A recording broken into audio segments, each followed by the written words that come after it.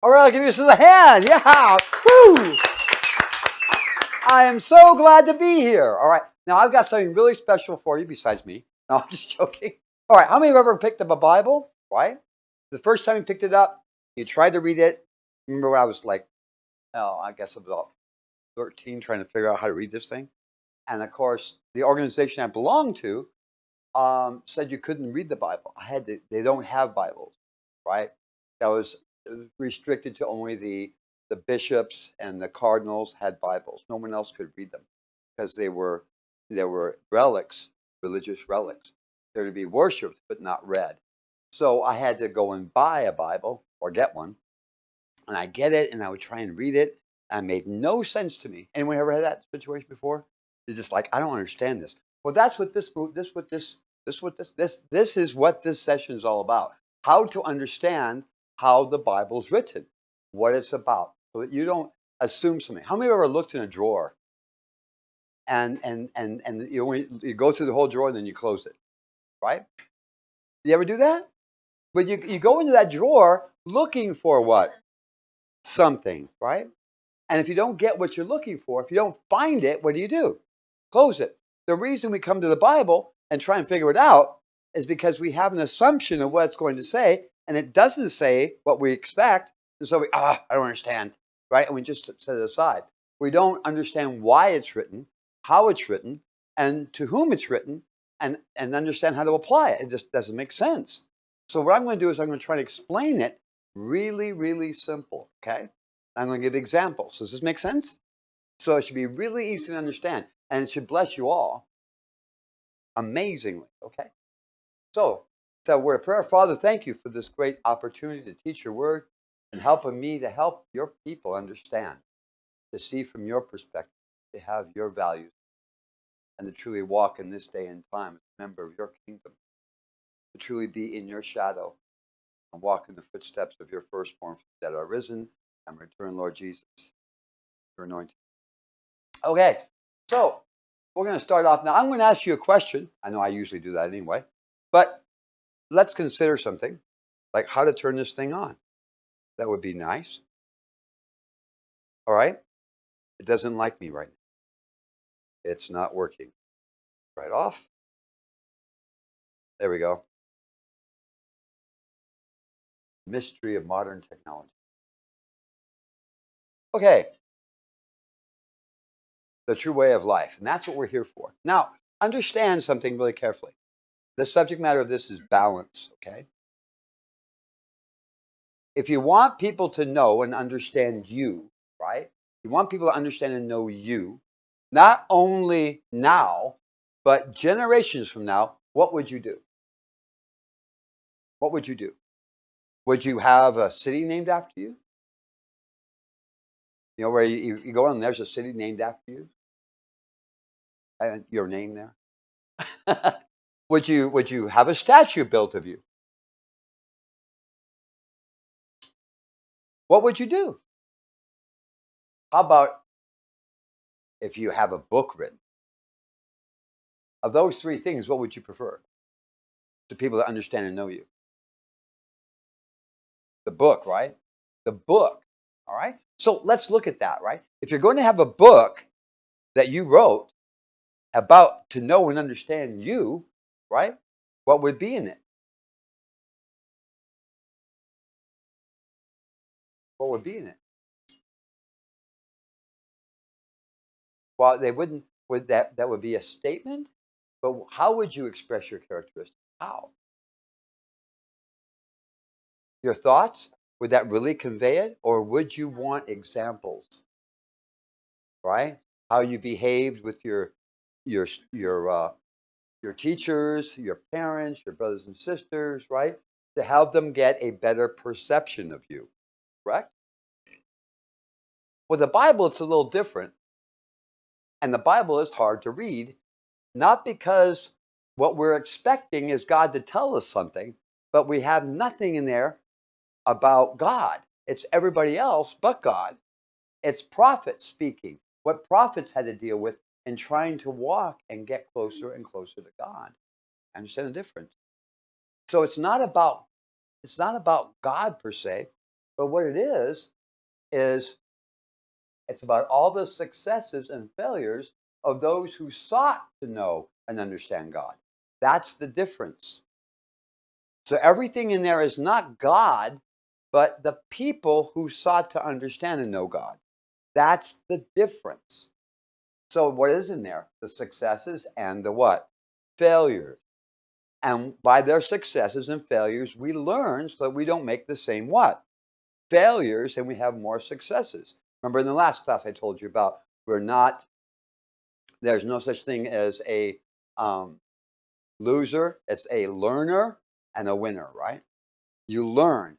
And the whole subject matter is learning by either example or by your own, hard knocks. So, successes and failures of those who sought to know and understand God. It addresses that which never changes in the man or woman. World may change, technology may change, right? We've gone from horses to railroads to automobiles to electricity, but people have still been and continue to be the what? The same. The same as they were 8,000 years ago, 4,000 years ago, 2,000 years ago. People are still people. People still have the same equipment, same standard way their mind works. So what does the Bible address? It deals with those who sought to know God. It deals with the heart, his or her perspective of reality. It deals with the soul, their identity in their perceived reality. And it deals with the mind, the thinking from that perception. Got it? I know that sounds really, really deep because the Bible is deep. God speaking from a higher position, but in order to do that, he uses his prophets, and you see by the examples of successes and failures, so you know which path not to take and which path to take. See, understand that everybody the way they were 10,000 years ago is the same way people are today. You put everybody today in that environment, they would behave exactly the same way. And anyone from that environment into this environment today, they behave the same way. You can't judge people from the past with modern day morals. Modern day morals are worthless because it depends on our environment. How many here, like today, a woman can have her eggs frozen and then fertilized 10 years from now, 20 years, even 50 years from now, and that child would be hers, but that's not, something's wrong with that. The Bible doesn't cover that, right? There's a lot of things the Bible does not cover because that technology did not exist. People traveling over 25 miles an hour when everybody in the whole world until 150 years ago traveled at a whopping speed of what? Max was 4 miles an hour. So the railroad changed everything. And and before the railroad, horses were everything. Now horses are nothing. Understand? So when everybody talks about my neighbor, well, how close did everybody live to each other? The average person lived at least a couple miles away from someone else. Now we have people living right next door and we don't even know who they are. We're living in a totally different environment. So technology changes people's morals, ethics, and standards. But given the same people, even from this time going back in time, they would behave the same way. So let's understand Jeremiah 9, 23 and 24. This verse is really, really important, and we're going to deal with how the translational error began. Jeremiah 9, 23. Thus saith the Lord, let not the wise man glory in his wisdom. What does the word of God give you? It gives you what? Wisdom to handle every and any situation. But if you have wisdom, don't glory in the wisdom, neither let the mighty man, and might, authority, power, glory in his might. Let not the rich man, again, this is byproducts of doing the word, riches, might, wisdom, these are things that you acquire. Glory in his riches. But let him that glorieth in this, that he what? Understands and knows me. That's the purpose of the Bible, to understand and know who? God.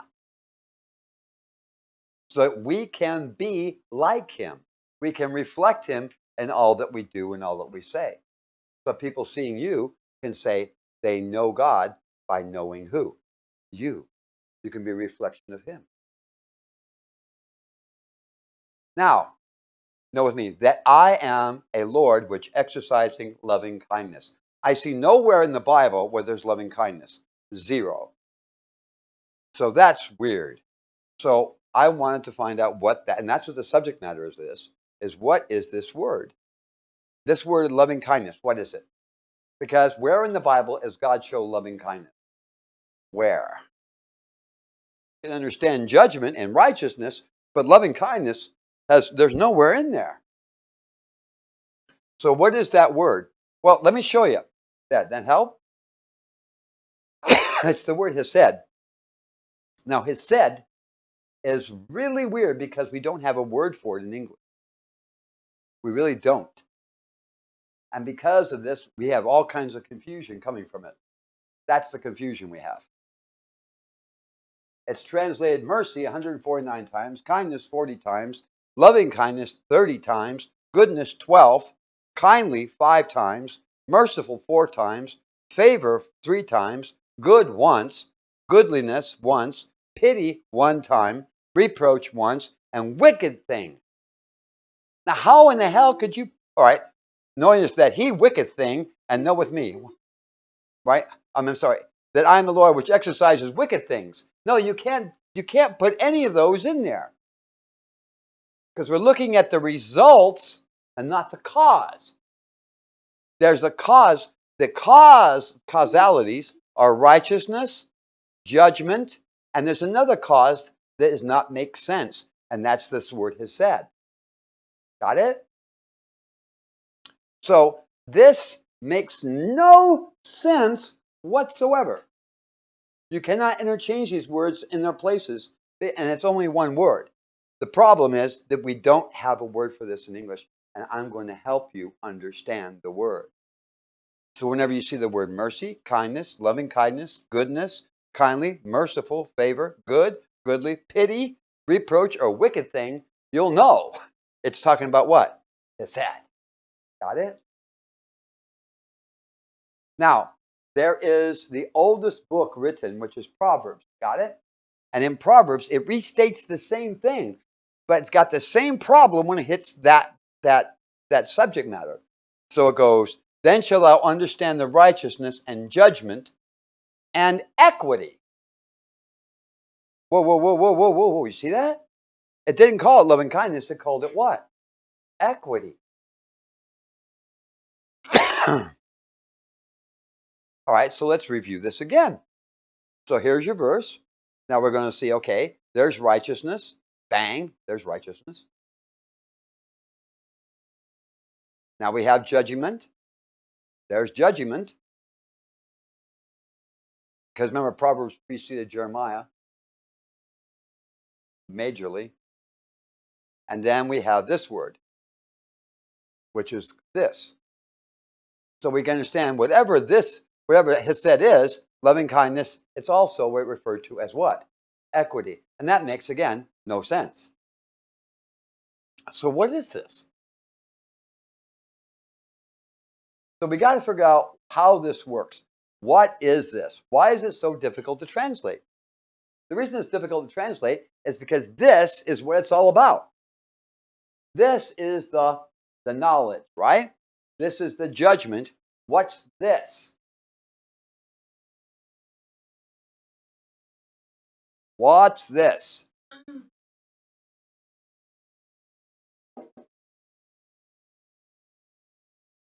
Remember this one? There's the judgment, right? There's the knowledge, and then there's the what?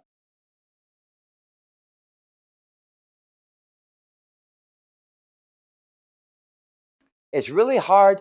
We don't have a word for this because the law is everything has to be according to the law. All right, cute, but the law does not always work. The law is not always just. It's just the law. The judgment that's made without a balance can be totally out of whack. And people that really don't deserve the punishment get punishment that goes way beyond it. There has to be a what? A balance. Everybody got that? You have to balance everything. You can't just assume that, well, thus saith the Lord. Well, wait a minute. hold on a second. There's a balance that needs to be stressed. Thou shalt not kill. Well, then what happens if you're in a combat? David had to kill, yes. So what's the situation? There has to be a what? Balance. All right, so now let's go into the Bible, and I'm going to read you the accounts, and we're going to look for the what? The balance. We're going to start off in Luke chapter 19, right after chapter 18. Guess you knew that. Nobody likes my sense of humor. That's okay. Good morning to you. Good morning to you. Good morning, good morning. Good morning to you. All right, here we go. Chapter 19. And Jesus entered and passed through Jericho. Verse 2. And behold, there was a man named Zacharias, which was chief among the publicans. That's not Republicans, neither is a Democrat. What are we talking about? What's a publican? We're in Luke chapter 19. We're doing this is verse 1, now we're in verse 2. All right, what's a publican? Now, in the Bible culture, the Jews would have no dealings with the what? The Romans, right? No Rome. Now, Rome conquered them, but they wouldn't deal with them.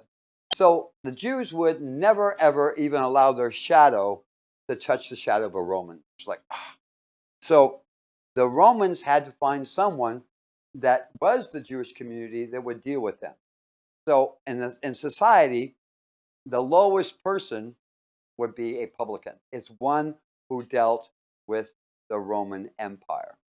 And it says tax collector, but anything that had to deal with contracts, relationships, business with the Romans was done by a what? Publican. He was the translator, he was the moderator, he was the one that made sure that everything stayed in balance.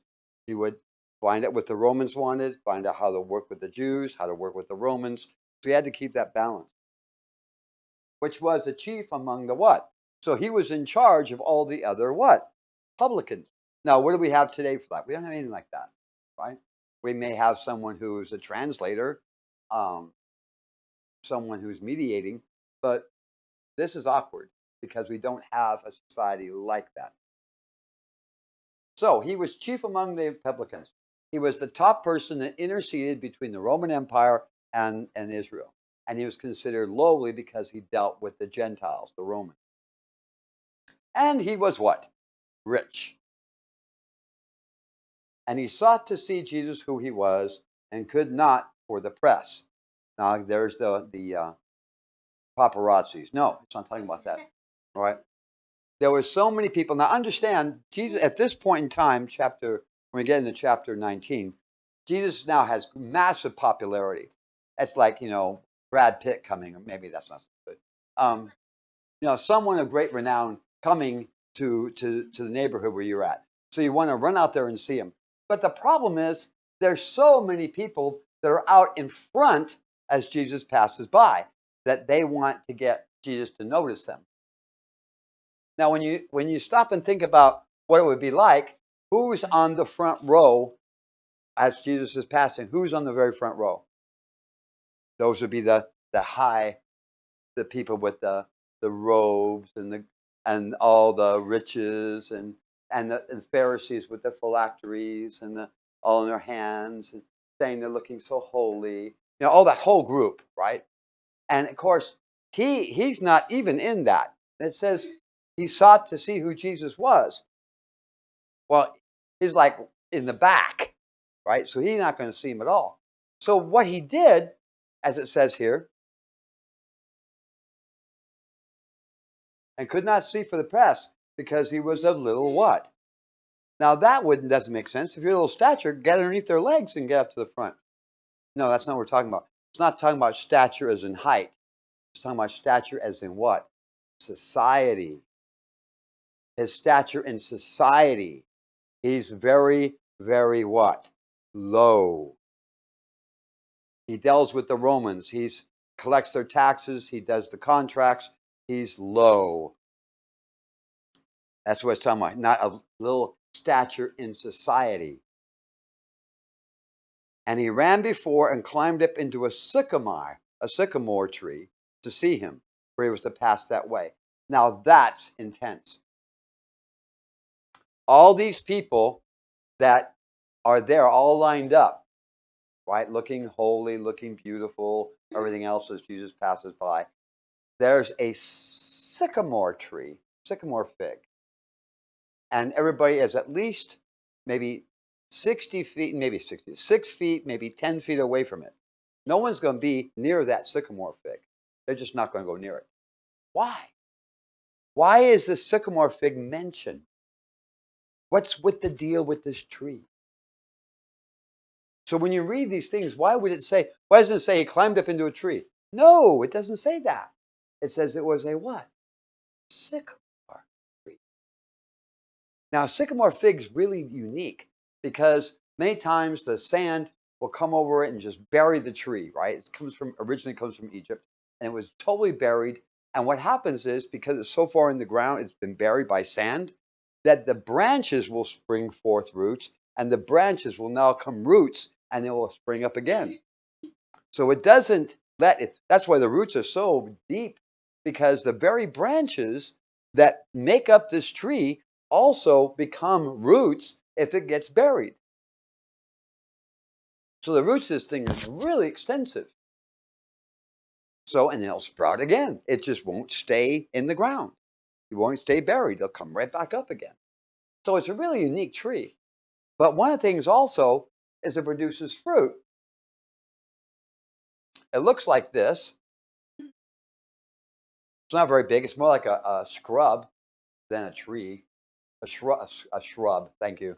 It's not like really anything. I mean, you're not going to go and look over anything with this tree. There's nothing to climb in. Most you're going to get is maybe a foot taller. That's not going to do much. So what are we talking about here? It's the thing itself is not. It's just bad, and the reason it's bad is because of these little things. Now, where are these? These are sycamine figs. They're not real figs. They're sycamine figs. Now, what's wrong with these is that if you eat these, if you were to grab one and eat it, you would throw up. It's really nasty stuff. Now, the only animal that can eat this without throwing up is a pig. You understand? Pigs can eat this without any problem. Human beings, you just kind of eat it and swallow again. You know, keep forcing it down. But a pig can eat this with no problem. So what happens is that when we're dealing with this sycamine tree, now he's crawling up into the what? Now what is he? He holds wealth, he holds power, he holds influence, and what has he just done? What has he just done?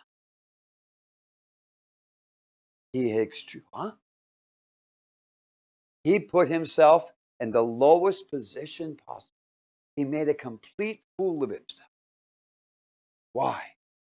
Let's go into Amos. That's that part of your Bible that has nothing in it, right? It's the clean part.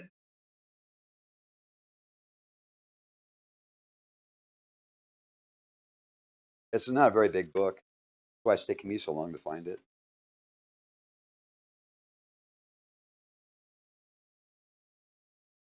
Right before Micah. And in Amos chapter 7,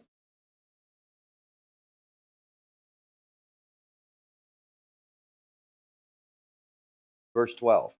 And Amaziah said unto Amos, Thou seer, go flee thee into the land of Judah, and there eat bread and prophesy. But prophesy not again any more in Bethel. Right? The word Beth is house, El is God. It means what? God's house. Don't come here and speak for God in God's house. What? For it is the king's chapel, and it is the king's court. Verse 14. Then answered Amos and said unto Amaziah, I was no prophet, neither was I a prophet's son, but I was a herdsman and a gatherer of sycamore fruit. Whoa. He was a pig feeder. A pig feeder. There's two animals in the Bible that are extremely detestable and gross to someone who's of the Bible. The first one is a pig, and the second one is a dog. Nobody in the Bible culture eats pig or gets around with pigs. Pigs are considered terrible, terrible animals. At the time, now today we have the FDA and Food and Drug Administration, and they do all these checking out to make sure that the pig is really, really good. But in the Bible times, the pig was filled with chrysalises and what do you call it? Uh, Tapeworm and, I'm sorry, parasites. It was just massively filled with parasites. And anything that's in the pig will go into you. If it eats the pig, it'll eat you. So what happens is you find, like with Herod, he loved pig, and he wound up with the same parasites, and you could see it when you looked at him. You could see the worms moving through his skin as it was devouring his flesh. So it's not like a really good thing. So they're not considered eatable. Now the other problem is dogs. Dogs are they have a lot of diseases as well back in the Bible time. So dogs are not allowed, the Jews would not allow them around them or touch them. Fleas, dogs have massive fleas, mites, and other parasites. And if a flea was on a dog, it would get on you. And so that's why the bubonic plague never hit the Jews. They never got the bubonic plague. And they thought the bubonic plague was caused by them because they were totally impervious to it. They just didn't allow anything with fleas or animals in their home. So the situation boils down to is the two animals that the Jews that are totally ungodly are dogs and what? Pigs. And the Romans loved their dogs. They slept with their dogs. They would kiss it. They let the dog lick them and all that stuff. And it would just make the Jews just, oh, gross. Because you know where that tongue has been. It's like, why would you want it to lick your face? But I'm serious. That's what the Romans would do. They loved their dogs. So here we see Amizah says, I was a what? Herdsman. What kind of herdsman? The kind that gathers sycamore fruit. What is that? That's a pig feeder. So let me bring you back in time. What did they have for sewage? Did they have garbage collectors? What'd you do with your garbage? What would you do with your sewage? You threw it out in the street. Everything all refuse from your house was thrown out in the street. And you waited for a certain time of day because you didn't want it sitting out there in the sun. So what happened was you had the pig feeder would come by, and he would go, pig feeder, pig feeder. He'd have his herds of pigs going down the street. And you go, pig feeder. And of course, you wouldn't look at him. You go, how many pigs you got? And he goes, 13, counting myself. And then they would take the food and throw it out in the street. And he would pick through it and eat what he wanted. And then the pigs would eat everything else. And that's how you got rid of your garbage. Sewage was done later on. You dump your sewage out, and this wagon would come down, and they would scoop it up and put it in the wagon, and it'd go to a hill that was just for sewage. Got it? So that was not, so a pig feeder wasn't really high in society. It's like really, really low. What's higher than a pig feeder? A publican, right? So you go, the next step down from a publican is a what? Pig feeder. So here Jesus comes down the street, and as he's walking down the street, everybody of all the society, people of high society, position of authority, are out there looking cool and groovy. They're just looking really holier than thou. And of course, he doesn't have the society standing, so he can't even get close. And he looks, and there is a what? Sycamore. Now, everybody loves him because he's a tax collector, right? Everybody admires him because he's a tax collector, right? No, he's a publican. And everybody blames their taxes on him. Everybody who had a rough day, but now the guy that everybody dislikes is now going to do something really, really stupid. He's going to climb into, he doesn't have to go very high, he just has to be in it. He's just going to step up into it, hold on to the branch. I'm not going to give him any more of it. But you see, there's nobody else around that tree. Nobody is even near that tree. Nobody wants to be mistaken as a what? Pig feeder. Well, he frickin' jumped right into it. So here's Jesus walking by, and he's in the tree. And no one else around that whole tree. No one's there except him. Now you can imagine when he got in there, everybody goes, hey, hey, look, Zacchaeus, the pig feeder. Look, the pig feeder. How you doing, pig feeder? And he just sat there in the fig tree, and just, held on and waiting for Jesus to come by. Why? Why is he doing this? Everybody else is trying to exalt what? Themselves. He is humbling himself. He makes himself more humble. So what happened? Despite everybody's ridicule and everybody saying those things or whatever, I'm sure they did because he was the chief tax collector or publican. So let's go back to Luke chapter 19. You see why people wonder, why is Amos in there? Because before he was a prophet, he was a what? Pig feeder, lower of the low. So in chapter 19, and he sought to see Jesus who he was and could not for the press because he was little what? Stature. In society, not height. And he ran before and climbed into a what? Sycamore tree to see him, for he was to pass that way. And when Jesus came to the place, he looked up and saw him and said unto him, Zacchaeus, make haste and come down, for today I what? Must. I must. It's not an option here. Jesus has to abide at thy house. Why does Jesus must abide at his house? And he made haste and came down and received him joyfully. And when they, the people, this is the other people who were around, saw it, they all murmured, saying that he was gone to be a guest with a man that is a sinner. He's a publican. He deals with Romans. He collects the taxes. And Zacchaeus stood and said unto the Lord, Behold, Lord, the half of my goods I give to the poor. And if I have taken anything from any man by false accusation, I'll restore him fourfold. You can't find anything that he's done wrong. Verse 10. Verse 9. Jesus said unto him, This day is salvation come to this house, for as much as he also is a what? Son of what? Abraham. God looks on the what? The heart. He did not care about what people thought of him. That was not what he was concerned about. He was concerned about his relationship with who? God at all times. God was his focus, to be his best for God and be the best judge. Was he a good Azir? Did he take care of everything that he possibly could? He oversaw it. He was a son of what?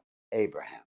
The greatest compliment you can receive is to be called the son of Abraham. Understand? And before that, Adam was called the son of God. So you have Abraham was a good steward. He had his focus on God, to please God at all costs. And that's where you cite the same with Zacchaeus. And Zacchaeus, okay. And Jesus said unto him, This day is salvation come to this house, for as much as he also is a son of what? Abraham.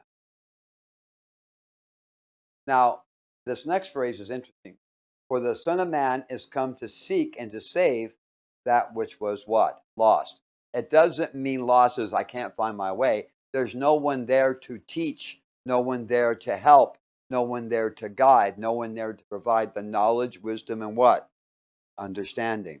Because without knowledge, wisdom, and understanding, you can't make right judgments. And that's what it's talking about. They can't find their way. They're lost. You need a map. You need someone to direction. And the Word of God gives that, but no one knows how to read it.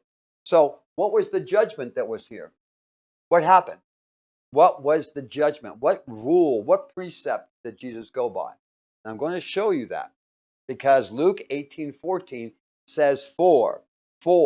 Every time you see a for, it's to point to the precept that Jesus is following. For everyone that is exalts himself shall be what? Abased. And he that humbleth himself, did Zacchaeus humble himself? He humbled himself by doing what? Getting in the what? Sycamore tree. The sycamore fig. He was in there where pig feeders go. The pig feeder. Hey, pig feeder. And he that humbleth himself shall be what? Jesus says, I must stay at your house. Because he humbled what? Himself. Yeah? Isn't that beautiful? So when people try to exalt themselves, they look, don't you know how cool I am? Look, that kind of thing, right? That's not going to get anywhere. You got to stay what? Humble. And then when you're humble, you get what? Exalted. This is magnificent. Do you see the balance? Why didn't he spend the night at the Pharisee's house? Why didn't he spend, how about the people that were all looking cool and groovy with their phylacteries and all that stuff, the large hems? They were totally ignored. Jesus totally ignored them. But he had no choice but to look at Zacchaeus and say, I must spend my house at your house. I must. So that's pretty intense. You ever wonder what religion Jesus would be if he was on earth right now? He wouldn't be in any of them. Nothing between you. The problem about religion is it's an authoritarian architecture where you keep knowledge is not to be kept. Knowledge is to be what? Given out. That's why God says teach. It's not to be restricted. I know and you don't. Nah. No. You need to what? Teach. Because in teaching, God gives more back to you. And in an architecture of control and power, they restrict knowledge, and they are the only ones that have it. And they give it out if you meet their criteria. Jesus never did that. You want to know God's word? Here it is. You want to see God in operation? Here it is. Here's what you need to do to bring God into manifestation. These are things that Jesus taught. So that why? So that people would know. He gave out the knowledge so that people could apply it and see that it works. But the religions go, no. It's my precious, right? It wants to hold the knowledge and only give it out if you deserve it. That's the problem.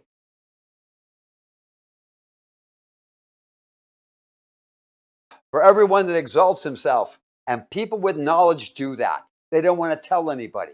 I'm special because I got this knowledge.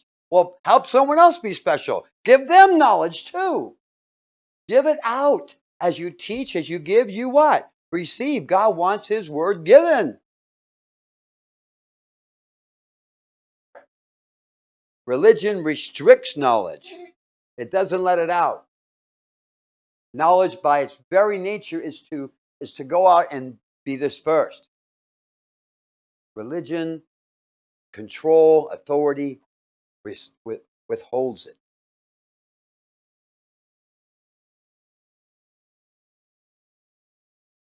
That's the correct what? Balance. Yeah? It's knowledge, judgment, but the judgment comes with balance. There is no way you can't just say balance. It's because you look at the judgment and you can see the balance behind it and the knowledge that's there. Jesus made a judgment call. I must spend the night at your house. Why? Because he was the most what? Humble. He'd proven himself to stand for God as God's Azir. He was being committed and overseeing that which God put in his hands. And did he have wealth? Yes. Did he have power? Yes. But he also had wisdom. And he knew that if he humbled himself, he would be what? And his whole life was built that way. That's why Jesus said, I must spend my time at your house. So if you come before Jesus, do not exalt yourself. Say, Jesus, don't you know how cool I am? Don't do that. Don't do that. I know one thing. If I stand before Jesus, this face goes to his feet. Bang, I'm down. There's no trying to exalt myself. Hey, bro, give me a handshake. No, no, no. This nose goes to that ground. Got it? Always stay humble. And then you will be what? Exalted. Okay? All right. Does that bless you? Okay. I got two more for you, and each one's going to open up more understanding. But understand, it's not the knowledge, right? It's not the judgment. It's the what? The balance. His head. The balance. Cool. Let's take a break.